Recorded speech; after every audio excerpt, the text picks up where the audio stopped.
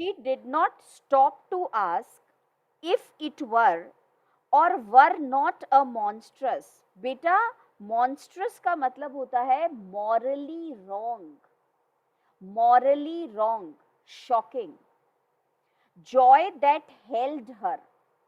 बेटा that held का मतलब क्या हो गया, जिसके ग्रिप में है वो. तो उसे बेटा ऐसा महसूस हो रहा था कि ये जो मुझे खुशी की फीलिंग हो रही है after the news of the death of my husband, isn't it a morally wrong Joy. Morally तो गलत है ना कि हम खुश हो रहे हैं इस बात से. A clear and exalted. बेटा एग्जाल्टेड का मतलब high position, high rank. Perception का मतलब बेटा ability to understand. enabled her to dismiss the suggestion as trivial. Trivial का मतलब very small, insignificant. बेटा इस समय वो इतने हाई पोजीशन पे है अंडरस्टैंड करने के कि ये बात उसे बहुत ट्रिवियल सजेशन लगता है, बहुत छोटा सा सजेशन है, उसने रिजेक्ट कर दिया. नो, ऐसा कैसे मैं गलत कर सकती हूँ कि मैं बहुत खुश हो रही हूँ अपने हस्बैंड की डेथ पे. How is it possible? No no, this suggestion is not correct, this is not बेटा मॉरली करेक्ट. नहीं नहीं नहीं नहीं, ये तो सजेशन बिल्कुल बेटा इनसिग्निफिकेंट है कि मैं खुश नहीं होनी चाहिए, मैं तो खुश हूं, this is correct. She knew that she would weep again when she saw the kind, tender hands folded in death. और फिर अपने आप से कहती है ऐसा नहीं है कि उसकी डेड बॉडी को देख के मैं दुखी नहीं होंगी. When I will look at the dead body of my husband, I am going to cry. The face that had never looked save with love upon her fig. बेटा साफ लिखा हुआ है, सेव का मतलब एक्सेप्ट. वो चेहरा जिसने उसे बेटा कभी भी बिना उसके प्यार के नहीं देखा था. Fixed and grey and dead. वो चेहरा जिस पे प्यार तो कभी नहीं दिखाई दिया था, पर वो चेहरा जो डेड होगा उसे देख के ऑब्वियसली मैं रोऊंगी. पर इस बात को मैं एक्सेप्ट नहीं कर सकती that I have the Joy and this is morally wrong. But she saw beyond that bitter moment. Bitter मतलब unpleasant moment. पर हकीकत ये है वो थोड़ी देर का डेड चेहरा देख के दुखी होना, और उसके बाद बेटा बियॉन्ड मतलब after that a long procession of years. बेटा प्रोसेशन का मतलब सेलिब्रेशन, और उसके बाद आने वाले साल फ्यूचर में सेलिब्रेशन होने वाले हैं. To come that would belong to her absolutely.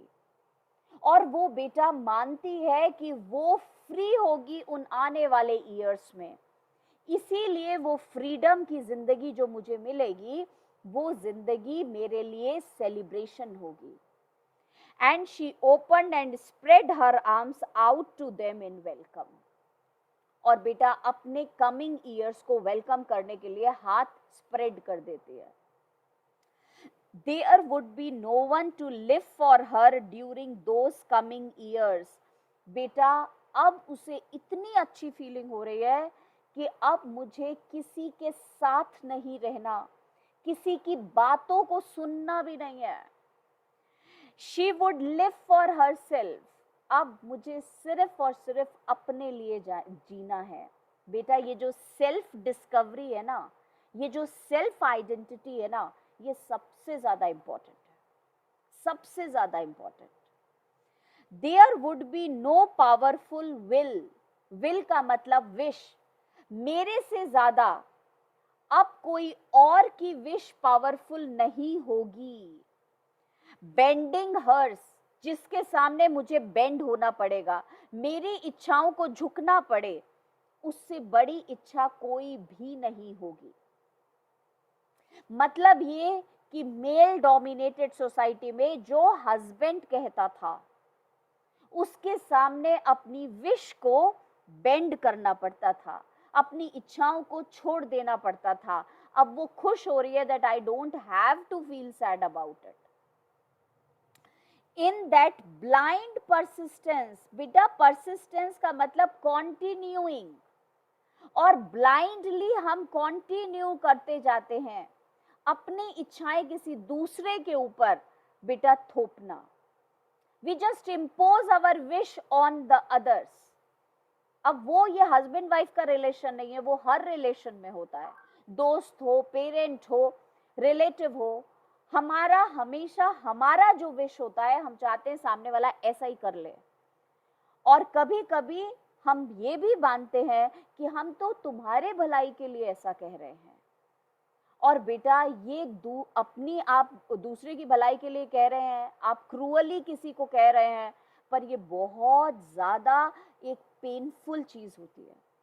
तो आज मिसेस मेलार्ड को महसूस होता है कि आज तक कॉन्टिन्यूसली बिना बेटा सोचे समझे वो अपनी इच्छाएं मेरे ऊपर इम्पोज करता चला जा रहा था, और इसी की वजह से घुटन हो रही थी.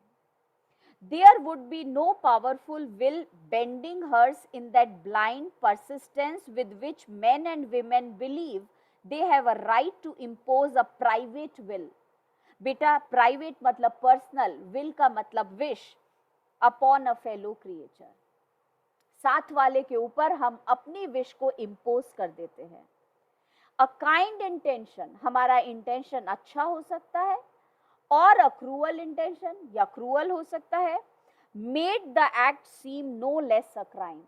और बेटा ये एक्ट, मैम कौन सा act? Imposing our personal wish on others is a crime. बेटा not less than a crime. और आज उसे लगता है ये क्राइम होता है, बहुत बड़ा गुनाह है ये, बहुत बड़ा क्राइम है ये, कि अपनी विश हम किसी दूसरे के ऊपर इम्पोज कर देते हैं, if also it is for kind intention. As she looked upon it in, आज बेटा उसे ये बात समझ आ रही है, that brief moment of illumination. बेटा illumination मतलब understanding knowledge. आज इस थोड़ी सी देर में उसे ये नॉलेज मिली कि ये क्राइम होता है अपनी विश को दूसरे के ऊपर इम्पोज करना. And yet she had loved him sometimes. और लव बेटा ऐसा होता नहीं है, कभी हो कभी ना हो, वो या तो होता है या नहीं होता. तो बड़े अच्छी तरीके से बोल रही है, सोच रही है मैं उसको प्यार करती थी, फिर खुद ही बेटा पॉज लेके बोलती है कभी कभी. इसका क्लियर मतलब है she did not like the husband. Often she had not, अक्सर तो नहीं प्यार करती थी. What did it matter? पर अब ये इंपॉर्टेंट नहीं है करती थी प्यार या नहीं करती थी, अब तो मेरी जिंदगी मेरी है. What could love? The unsolved mystery. Mrs Mallard भी बेटा लव को बोलती हैं अनसॉल्व्ड मिस्ट्री है, सीक्रेट है. What is love? We don't know exactly. और बेटा what could love count for in face of this possession? Count for का मतलब बेटा dependent upon, important upon. और अब वो प्यार इंपॉर्टेंट है भी नहीं, क्योंकि अब तो मेरे सामने वो आने वाला दिन है, साल है, जिसमें मैं अकेली जीऊंगी. In face of this position of self assertion. बेटा सेल्फ एजर्शन का मतलब सेल्फ कॉन्फिडेंस, सेल्फ डिस्कवरी जो हो गई है, इसमें प्यार था नहीं था, it is not important. which she suddenly recognized as the strongest impulse of her being. बेटा impulse को अंडरलाइन करो और impulse का मतलब लिखो पावरफुल फोर्स, इनर फीलिंग. और इस समय बेटा ये इनर फीलिंग बहुत स्ट्रॉन्ग है. और कौन सी वाली? The self discovery, the self confidence, the self freedom. Free, body and soul free. She kept whispering. बोलती जा रही है बेटा बार बार. Josephine was kneeling. Kneeling का मतलब sitting down before the closed door with her lips to the keyhole.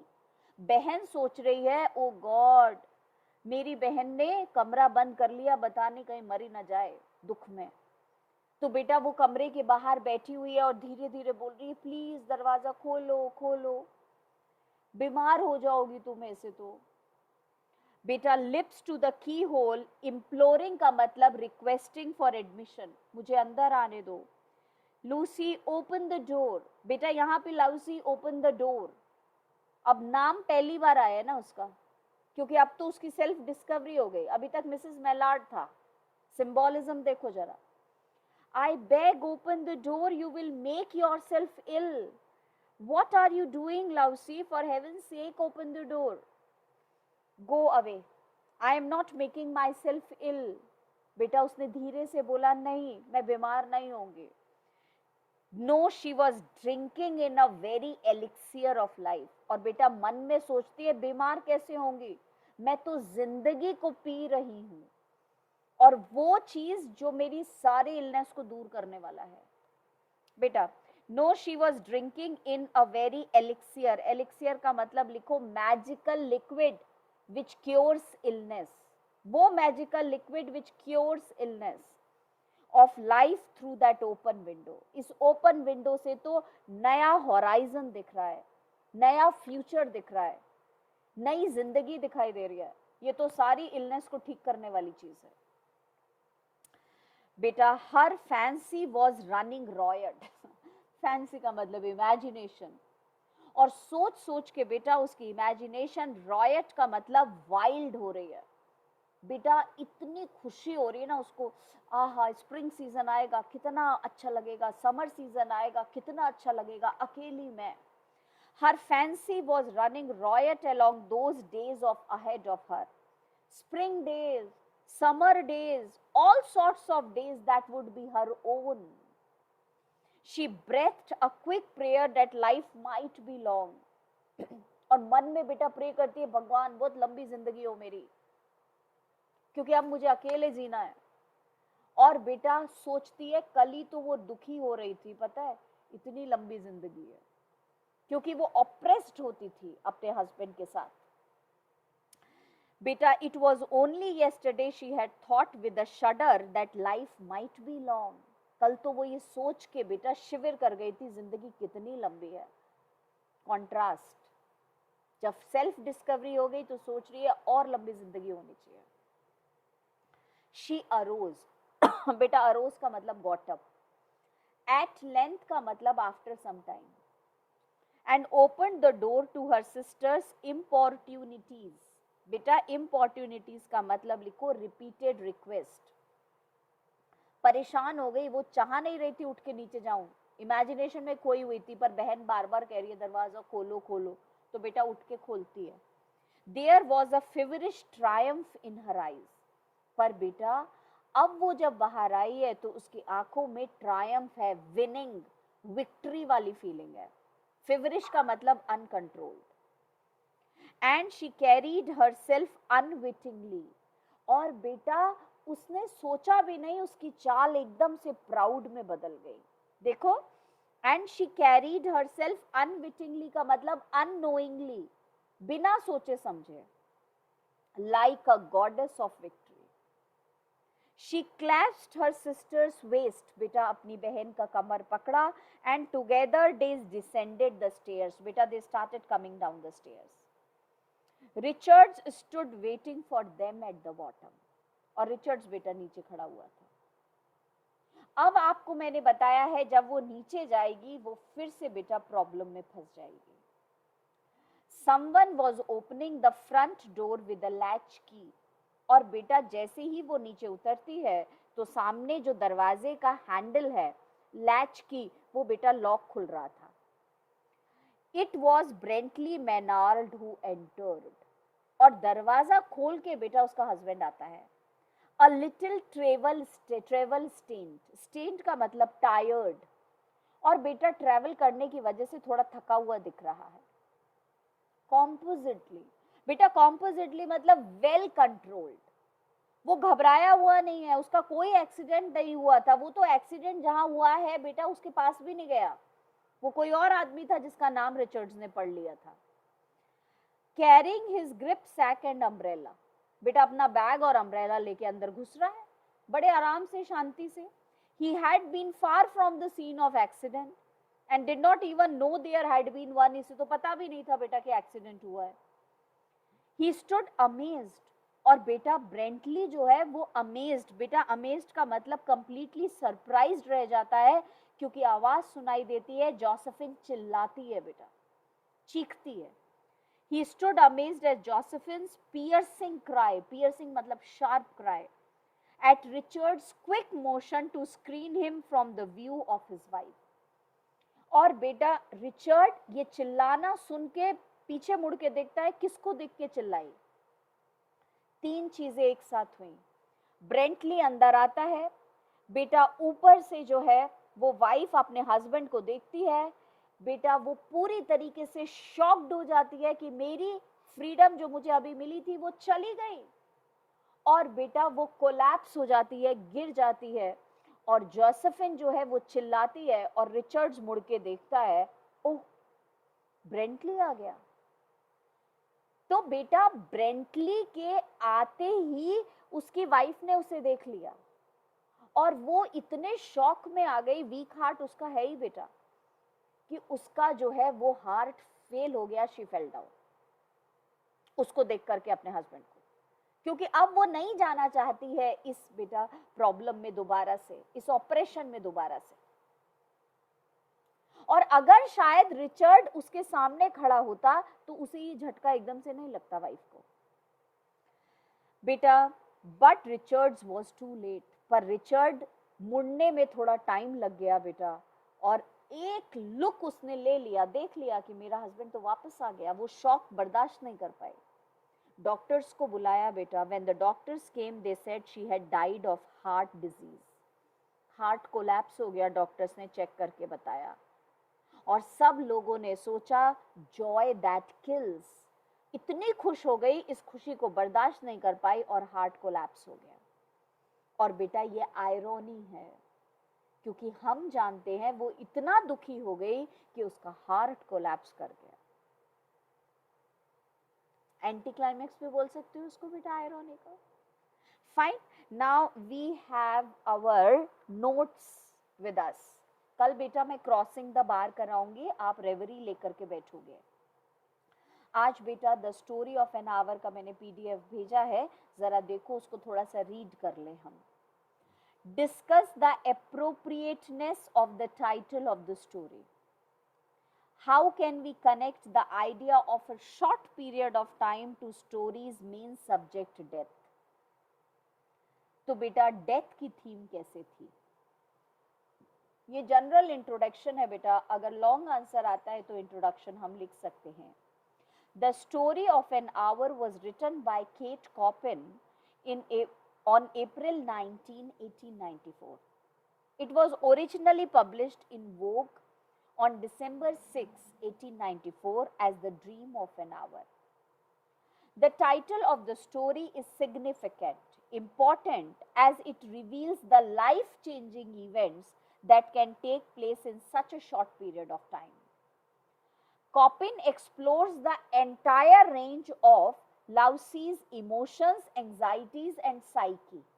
हर चीज को बेटा उसने एनालाइज किया है. साइकी, उसका माइंड, उसके इमोशंस, उसकी एंजाइटीज, इस एक घंटे में क्या क्या थी. From the moment she hears of her husband's death to his eventual appearance, और जब तक कि वो आता है. The title is both apt and suggestive. It is the hour following the news of her husband's death. बेटा following मतलब after. वो एक घंटा जो इस न्यूज के बाद निकला. That Lousie feels what she has never felt before. उसे बेटा self discovery होती है. This particular 1 hour gives her what she always yearned for, बेटा wanted for, desired for, freedom. Those specific 60 minutes extends her vision of life. That 1 hour shows her a long procession of years. उस एक घंटे में उसने बेटा आने वाले सालों का सेलिब्रेशन देख लिया. To come that would belong to her absolutely.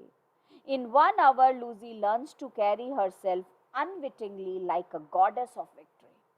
And at the end of the same hour, her hopes are shattered with her husband's return. और उम्मीदें टूट गई.